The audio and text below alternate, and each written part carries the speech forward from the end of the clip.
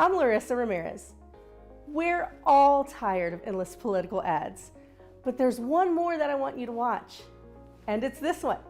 Because I'm running for League City Council in a runoff December 6th. I'm a mother of two, a construction manager, and disaster relief expert. I believe in lower taxes, smart development, and more police on our streets and in our neighborhoods. I'm Larissa Ramirez, and I'm asking for your vote one more time this December 6th.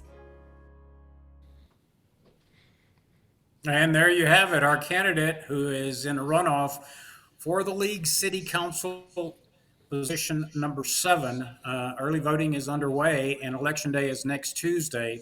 Larissa would be the first female on the League City Council, would bring a voice of experience to the City Council. She's been endorsed by the sitting mayor, the former mayor of Galveston, Bo Quiroga. She's been endorsed by former U.S. Congresswoman Shelley Sekula Gibbs, who is also a practicing physician in the Clear Lake area.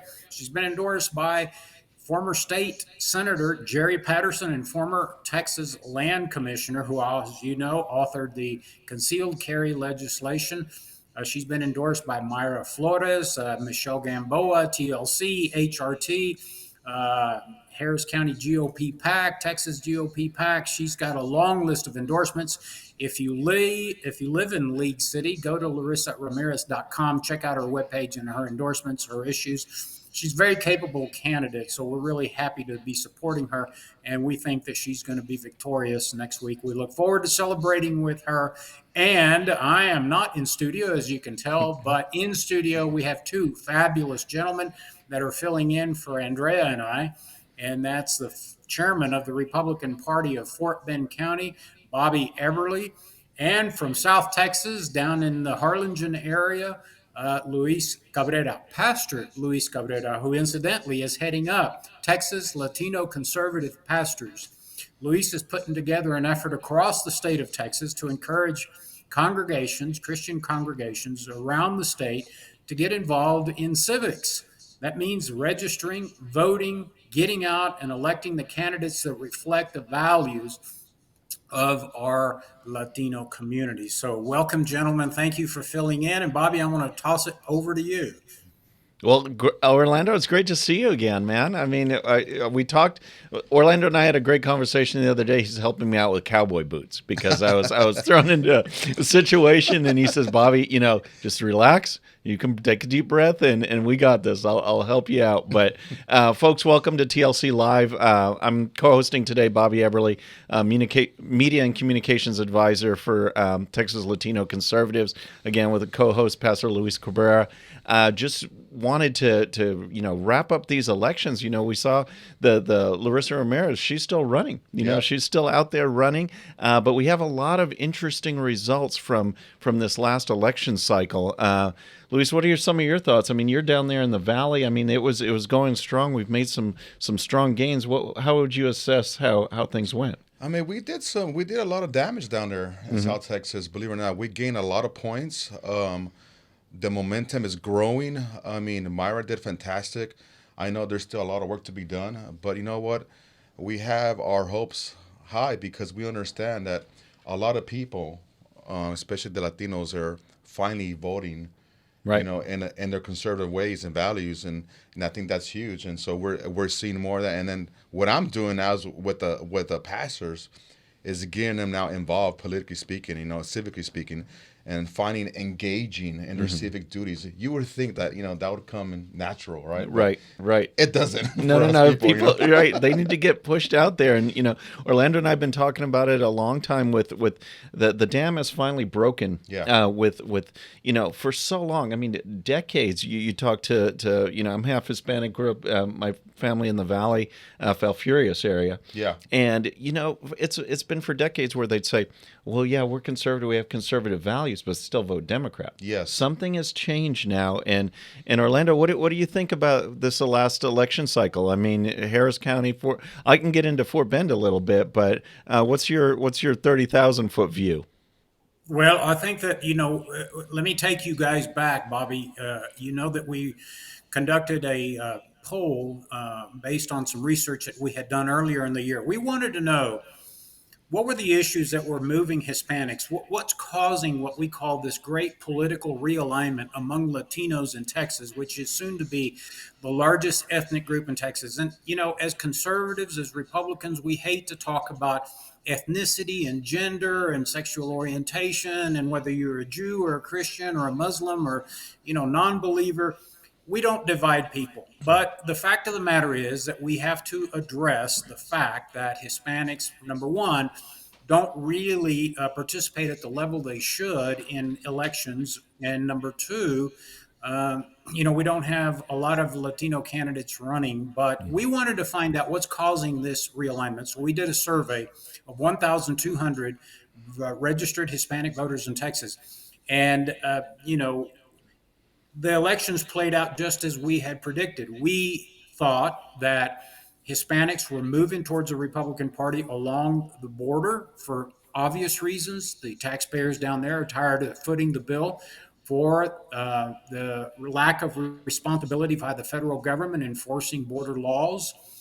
Number two, we realized that upwardly Hispanic people in Texas, when they leave the urban area and go to the suburbs and the exurbs, they vote conservative, just like their neighbors.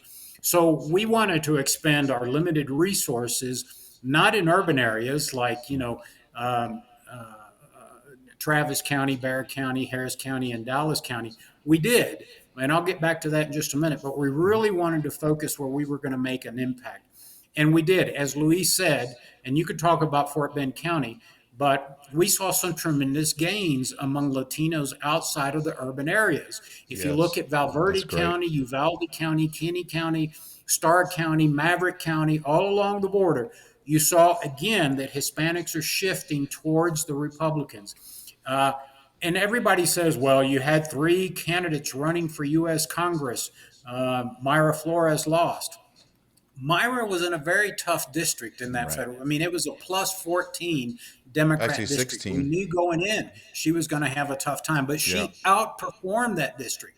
She did 7 points better than was. So what that's telling me is that a lot of those old traditional Democrats in Midas 34th congressional district are voting Republican, and Luis can talk about this. But we had tremendous gains. Our friend Robert Garza, who was the former mayor of Del Rio, ran for the Texas Senate out in far west Texas, which includes Del Rio and Sanderson and the Big Bend area. And he gained 7,900 votes out there in that senatorial district. Those are huge gains for us. And we won 2 congressional seats. We have Monica de la Cruz, and we kept Tony Gonzalez. This has never happened in Texas. So, while a lot of people want to poo-poo the results, I thought that the results were fabulous. It continues the trend that we're seeing, that Hispanics are voting their values, are getting more involved. And, unfortunately, we didn't win Harris County, but look at the difference, Bobby. In 2018, we lost Harris County by more than all the Republicans lost Harris County by more than 120,000 votes. Right. All of our candidates came within 1 or 2 percentage points in Harris County. So it tells me while we didn't expend a lot of money in Harris County, we moved the needle. Dallas County, we can move the needle. But I'm going to tell you, as you all know, because you know him very well, John Lujan in District 113 down in Bexar County kept his state House district, which is a Democrat district in southern Bexar County in San Antonio. So again, we made tremendous gains. So tell us about what happened in Fort Bend. Well, yeah, Orlando, we really did move the needle. And for Fort Bend, folks that follow Fort Bend, I'm the county chairman there in Fort Bend County. In 2018, we had 0 Republican wins. In 2020, we had 0 Republican wins. This time, countywide elections, we had 6 Republicans winning to 7 Democrats winning. And we were within 300 votes of that being an 8-5 or 9-4 switch with us that close. And it goes to what you were saying on some of these races were that close. We were able to be victorious in a number of those. And again, I mean, just razor thin from a big, big victory. But then what I've told people also is we need to remember the importance of the courts. And in our area, the 1st and the 14th Court of Appeals, absolutely decimated in the 2018 and 2020 elections to the tune of some 12 losses to only 2 Republican victories. And the 1st and the 14th Court of Appeals encompass all of Harris County, all of Fort Bend County, and rural counties as well. Because of that comeback, because of that strength, we went 4-0 in those races that include, again, all of Fort Bend County. So you add those, we were 10 Republican victories to 7 Democrat victories. And that is a big turnaround from 0 again in 2018, 0 in 2020.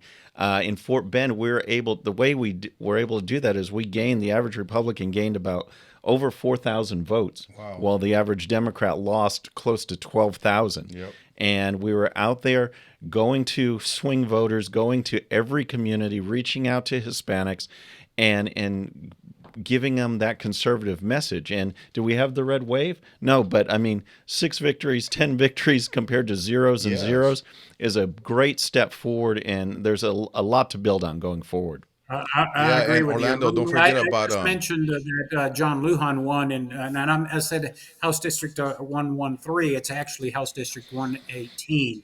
But also we had another victory. You mentioned the Court of Appeals, which are very important for us. Aaron Pena won his seat down in South Texas. So I'll let Luis talk about that. Yeah, and also Janie Lopez, she won too. Correct. So I mean, we are seeing some strides down there, and so yes, the Latinos Right. are starting to shift They really towards are. the Republican side because now they're finally voting on their values and morals, and so. But it's good to see. I know people are kind of bummed out because the results didn't go in our favor in some races, but like Orlando said, I mean there were some. I mean the needle was moved Right. and moved by a lot, plus 7 points in some areas. Monica, I mean, when she won her race, it was fabulous. So that's the first time ever in Hidalgo County that she's able to flip Hidalgo red. So I know that she's excited, and I know there's more work to be done. And talking about Myra, Myra Flores is, she's a household name now. So she knows that that she gained a lot of points, a lot of popularity. And now, now there's more work to be done. And so, but we're not going to quit. I know she's a fighter. She's a Latina. I know the Latinas, Bobby, they're Right. fighters. Trust me, they are fighters. And That's I can right. attest to that. But you know what? But we're encouraged at what we're seeing down there in South Texas. And Yeah. we know that, eventually people are starting to come out, especially Christians, the evangelicals, Catholics are now voting, little by little, coming out of their 4 walls and voting the right way, biblically speaking. And so I'm encouraged. Like I said, we didn't have this massive red wave, but we had a wave, though. Right. Yeah, And so- exactly. And we're seeing that, Bobby. Right, and there's ways we can analyze that, and maybe we can go into that some other time. But one of the things that I think was important too is in Fort Bend we saw the importance of reaching these constituencies, going into the Hispanic community and talking about local issues. One of the Yeah. things that was so important is when you compare to the last midterm 2018, Governor Abbott won Fort Bend County by 0.2%. 493 votes he won the county in 2018. Republicans below lost every single position. This time around, Governor Abbott lost Fort Bend by close to 5 points, almost 12,000 votes. Wow. And we won down ballot. We won county races for the first time since 2016, which means people are concerned about those local issues, regardless of what they may think about the top of Yes. the ticket. And we were able to address those concerns at the county level and reach Hispanic community and show them what county government can deliver. And we saw the results. That's awesome. Well, and don't forget that the new county chairman in Fort Bend County deserves a lot of credit because, Bobby this is his first term as chairman of the Fort Bend County Republican Party, and he's done tremendous work down there trying to bring everybody together, make it more inclusive. Fort Bend is a very diverse community, a lot of Asians, a lot of Indians, a lot of Muslims, a lot of African Americans down there, and it's a very diverse community. And Bobby, I tip my hat to you. You've done a great job. But Luis said, "Well, we didn't get that red wave," and everybody's talking about the red wave. Yes, while that didn't happen nationally, I can tell you in Texas we did extremely well. Yeah. And I will quote our pollster, our head of research for Texas Latino Conservatives, who's V. Lance Torrance. I call him the grandfather of polling in American politics. He said Rome wasn't built in a day, That's and right. so you know, we don't want to sweep the entire. I mean, we'd love to, but it's not going Yeah, to happen. Political not shifts don't overnight. occur like that. We're just building, one brick at a time, and we're making tremendous gains. So we're excited, we're pleased, and I think we just continue to move forward. Yeah, well, thanks. And Orlando, I appreciate that. I appreciate that the comments because it kind of got thrown into this during the summer is when I took over. But to your point, Fort Bend is rated the most diverse county in the entire state of Texas, top 3 in the nation. Oh, wow. And so there's been, the question that the Democrats would always push, and this goes to our outreach and our bringing in more Hispanics, is that the Democrats' plan was that, any person of color, if they see someone, they just assume they're going to be Democrat. They Yeah. assume that. So if you see, Hindus, Muslims, Hispanics, their plan is that they'll never vote Republican. So how do you get people to vote Republican in the most diverse county in the entire state? You go talk about those values. As you were saying, Pastor, you go out there and you say, here's what the Democrats believe. Here's what we believe on the host of issues. And it resonates. It just takes time. And we're making it. Does. I mean, it's black and white. I mean, our values. We're for traditional marriage. We're for, of course, God, and we're for this country, and we just share that message. Like when I go speak to pastors, I just share that message, biblically speaking, and so I mean they can relate with that. Say, yeah, you're absolutely correct. So, it's trying to now help them engage now, and their civic duties, because as we see, a lot of Christians in 2020, if I remember, 23 million Christians, Bobby, and Orlando did not vote. 23 million Christians. Wow. That's a lot that stayed home. Right. And so now we're trying to kind of reverse that and say, okay, pastors, you know what? We let the ball down. Like we dropped our guard, and now it's time to get engaged, civically speaking. And so little by little, they're starting to come out of the 4 walls, but it's true. I mean, like Orlando says, we did make some strides, and we're excited for this. And yes, I know we have more work to be done, but still, at least now we have some foundation. Absolutely. Right. And what you're doing is so important, because I've been to event after event after event where it just seems like if it's not overt Democrat booth, it's Yes. some kind of organization affiliated with Democrats registering voters, performing that outreach, and we've always been lacking in that area. And here you guys go, you're kind of picking up the mantle, Yes. and running with it. So I mean, that's amazing. So Texas Latino Conservatives pastors, Yes. how did that all come together? Well, Orlando, you know him. He's a brains behind all this, and Oh yeah, he's always thinking of some he's kind of always idea, thinking. something, And so something we, new. we right? had a meeting and we discussed it, and we discussed this project, and we understand that this is all hands on deck now. We got to get everybody mobilized, and especially pastors, because pastors, they're community leaders in their areas, in their cities, in their communities. And so we understand if we engage in that area, that we can talk to a bunch of people, a bunch of community. And so I was already doing this before Orlando reached out to me with Right. the Congresswoman Myra Flores, and her victory back in June was historic. Right. That was Historic big. on so many levels. Like we were able to flip her seat for the first time in 150 years, Right. since Abraham Lincoln was president. So if you just think about that, I mean, we did history. So, and why? Because we got the church activated. And so, even though, yes, there's more work to be done, but still, at least, we gained that momentum. Right. And now, so when she won that special election, they gave her a brand new district. They redistricted her district. So now it's more traditional, more blue. So now we understand, okay, there's a lot of work to be done. But even that, she gained, like I said, 7 points. I mean, she gained a lot of momentum. And we're not going to give up. We're not going to stop. I'm still, I still love her dearly. I still talk to her. But you know what? We understand that this is a long-term thing, Right. not a short-term thing. Right. So, because we understand little by little that, okay, if we, do these small steps, that, we will build Rome eventually. Right. Just Yeah, give us these exactly. bricks little by little. So Right. I'm excited, but you know what? Well, what do you just think seeing the about getting momentum. when you're out there though? I mean, you obviously you're strong in your convictions. Yes, And you see, very. and you're bringing these pastors together. But then on the flip side, you see more and more congregations going to the left. Yes. Being influenced, being infiltrated, and putting out policies that clearly do not follow Yes. Christ, clearly do not follow the Bible. So how do you address that? You know what it's come down to, Bobby? It's come down to ignorance. That's the bottom line truth. Down there in South Texas, a lot of people have been voting Democrat. Because why? Because my father was Democrat. My grandfather was Democrat. My great grandmother was Democrat. So that's all they know. Right. But when you sit down with them and you educate them, okay, this platform stands for this. What do you stand for? Right. Are you a Christian? Do you believe in God? Yes, I love God. Do you go to church? Yes, I go to this. I go to First Baptist. I go to this Catholic church. Okay.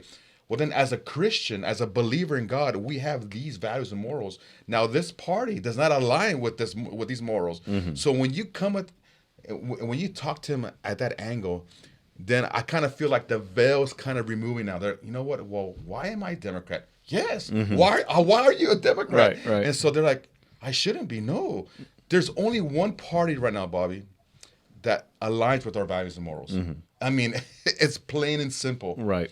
And so we just got to, but again, it's a lot of education, a lot of training, a lot of sitting down with them, having coffee with them, breakfast with them, lunch with them, and talking with these leaders and these community people to understand that now, as Latinos, I mean, we are conservative. Right. I mean, right? Right. I mean, I'm sure that you grew up in a conservative home. So, I mean, so did I. So why are we voting Right. Yeah. against our values? Yeah. It doesn't make any. It didn't make so. I'm kind of just telling them, okay, guys, it's time to vote. Right. What we've been taught all our lives. Right. And so, but yeah, like it's a lot of work, but at the same time, a lot of people, Bobby, they're waking up. Yeah. And they're Yeah, saying, that's great. why am I a Democrat? I shouldn't be no more. Right. And so, yeah, so I'm seeing it firsthand, especially with a lot of pastors. There's a lot of liberal pastors still. Trust me, I know. And matter of fact, in Georgia, somebody texted me, a pastor in Georgia, tell me that there's over 200 pastors that are voting for Warnock. I'm like, 200 pastors? Yeah. Right. It makes no I'm sense. like, Lord, forgive us. Right. Right. 'Cause, I mean, what Bible are they reading from? So again, I know we are in for a fight, but you know what? But we're building Yeah. these Well, bricks. Orlando alluded to it when they did the TLC survey, the poll, the when we first sat down in Orlando, remember, and we're going through that information, it was just stunning. We always, assumed, hoped, prayed that we were making progress Yes. in the Hispanic community. We saw results, like with Maya Flores and John Luan, but to see it there in black and white, I mean, what stood out to you there? I mean, it really shows that we do have that foundation down to go farther. Yeah, I mean, Bobby, I've always said part of our mission is, of course, to motivate, engage, educate the Latino community about the differences in the parties, the values, public policy issues, monetary, fiscal policy, how that affects your job, your family's future. We're seeing that right now. I mean, we saw when this administration came in, Joe Biden decided to tarnish and tar and feather the fossil fuel industry, kill jobs in Starr County and then all along the Permian Basin in Texas, where men and women were working oil rigs, driving trucks, hauling pipe, moving mud around for fracking. All those jobs came to a screeching halt. Thousands of Americans would have been employed in the Keystone Pipeline. That came to a screeching halt. And so this is what we tell Hispanics. There are consequences to voting for people that support the Green New Deal. I mean, everybody's for the environment. Nobody wants dirty water. Nobody wants to breathe, polluted air. No one wants the atmosphere to melt down so that we are all exposed to cancerous, sunbeams and whatnot. But we've got to do it in a way that doesn't disrupt the economy. And what the Democrats did when they came in is they completely disrupted the economy. Now we have shortages of diesel running about $5.45 a gallon here up in Montana, where I am. California is even more expensive. The cost of food, there's, and then it's just, we got to just point out that the differences in public policy do have an impact. So we not only educate the Latino community, but part of our mission is also to educate the Republican Party about how to reach diverse communities. And Yes. I'm not talking about just Latinos. I'm trying to encourage our, Yes. That's Arab huge. friends, our Muslim friends, our Asian friends, our Hindu friends to get involved. Historically, I remember early on in the 1990s where, the Muslim community was very conservative, at least in Hmm. Harris County and the ones I knew. And we sort of lost that. And we had it in Fort Bend County. We had a lot of Asians that were voting conservative. We lost that. So part Right. of what we do is to educate the Republican Party on, it's okay to embrace. It's okay to have different ethnic groups and points of view in the Republican Party. Ronald Reagan made that comment, or that we're a big tent, and we are. And the bigger our tent, the better our leadership. One of the things I do want to say, Bobby, is. One of the comments I've been looking at lately, as you know, we go back to Larissa Ramirez. We endorsed her in her campaign early on. Hmm. And some of these so called conservative Republicans are claiming that Texas Latino Conservatives is an open borders organization. Now, let me just say Mhm. right off the bat, we believe in strong border security. Yes. I've Right. never advocated, I don't think, Luis has known me for several years. Bobby, you've Yes. known me for over 30 years. Have we ever advocated an open No. border policy? No. Right. Where is that coming from? Well, and that's the thing. See, Yeah. there's a lot of establishment Republicans that are uncomfortable with sort of the new arrivals in the Republican Party, and then they go, "Well, these people are open borders." No, we're not open borders, but we recognize that both parties, Republicans and Democrats, from a public policy perspective, with respect to immigration, have not gotten it right. Yes. And immigration continues to be a big factor in American elections in our everyday life in the United States, not only for our southern border communities, but for the people that have been here. And one of the positions I've taken, which is not too far, not too different from a congresswoman in Florida, which she introduced what's called the Dignity Act, is trying to bring some kind of stability to the immigrant families that are law abiding. Yes, they crossed the border, they came here illegally, but we have to address those issues. These are tax paying people that are among us. And Yes. our first statement has always been secure the border. There's no Right. question that we ought to have immigration laws and enforce those immigration laws, not what we have. But we're not an open borders organization as many claim. Right, right. Yeah, that's just nonsense. And the thing is, we do need to do a better job of addressing the people that do come over here. And even on the legal side too, we've missed an opportunity because in talking with people in Fort Bend County, whether it's Hispanic or Muslim or people coming from India or Japan, China, one of the things they almost always have in common is that their first interaction with people once they become citizens and on the political side is the Democrats. Yeah. It's like the Democrats are ready and willing to welcome them. And it's only after they're here for a while that they realize, well, you know what? From India, I brought with me conservative values. Yes. From Mexico or Central America, I brought with me conservative values, and they have to then learn that, hey, it doesn't align with Democrats, it aligns with the Republicans, but the Democrats were out there and they were meeting and greeting them and welcoming them. And I think that we need to do a better job on that. No, you're absolutely correct. And that's the thing. I think the Republican Party has got to, bridge that gap to our communities from all different backgrounds and cultures because, yes, they do, we can talk bad about the Democrat Party, but let me tell you something. They work hard for that vote. That's right. They do. Right. I mean, they're out there. Absolutely. I mean, they don't take holidays off. Right. I mean, during Thanksgiving, they're out there door knocking, phone banking. I mean, they're out there, hustling. And so, we can tear, a page off their book and say, okay, it's time for us to work now. And, mobilize all our troops and mobilize the conservative army. I That's guess. right. So come on, guys, we got to go out there and work for this because this is a war. It's a culture war. It's a war for the, I tell pastors, this is the soul for this nation. Yeah. That we are fighting for. Absolutely. Orlando, any other thoughts on elections or what we're seeing going forward? Well, I mean, I like the comment Luis just made about how the Yeah. Democrats never take a day off, but they have allies. Yes. We have to work harder. We don't Yes. have, we don't have the editorial boardrooms of major newspapers across the country.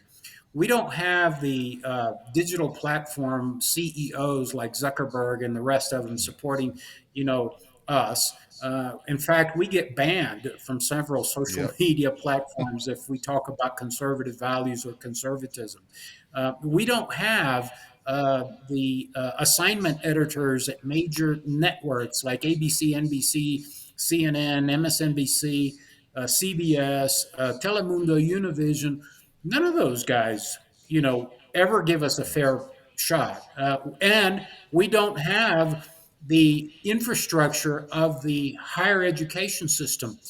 These major universities and colleges that are now banning conservative young people Yes. from talking and expressing what conservatism is, or if you want to talk about traditional marriage, or if you want to talk about other values that conflict with the ivory tower leadership of major universities, we get banned. We don't have those allies. It's just us fighting, and so that's Correct. why it's important that one, we recognize that Democrats don't quit. They have a long view of politics, where That's right. Republicans have a shorter view. We want to win the next election. Democrats think 10 years down the line. So we Yes. have got to work hard.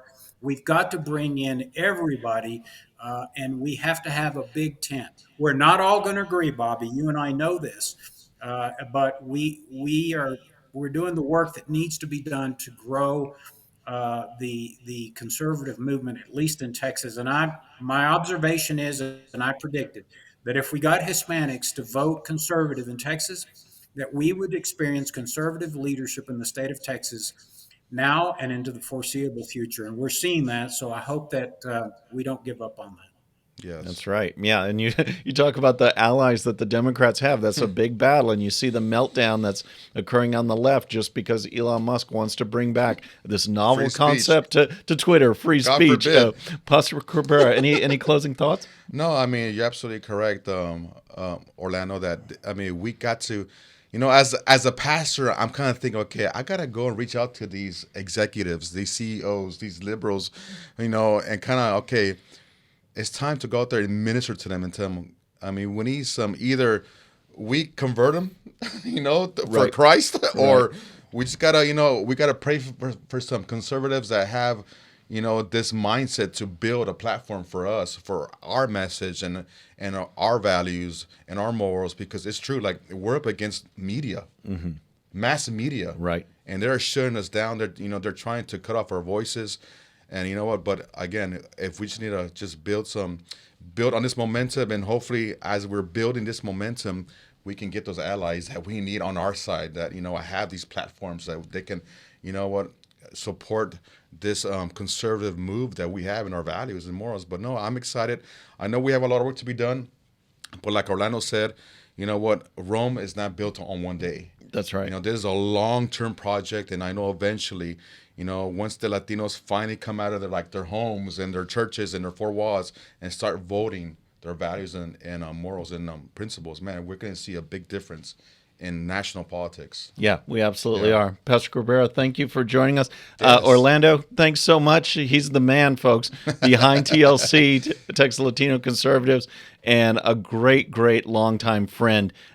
Friends, please visit the website. Thank you for tuning into TLC Live. We'll be back again on Wednesday. Check out TexasLatinoConservatives.com. And also, if you want to get involved in politics, either as a candidate or as a campaign worker, check out Leadership Latino. I'm a graduate. I teach media and communications during the seminar. The next Leadership Latino is already posted on the website. That'll be in January. TexasLatinoConservatives.com. Thanks for tuning into TLC Live. I'm Bobby Everly.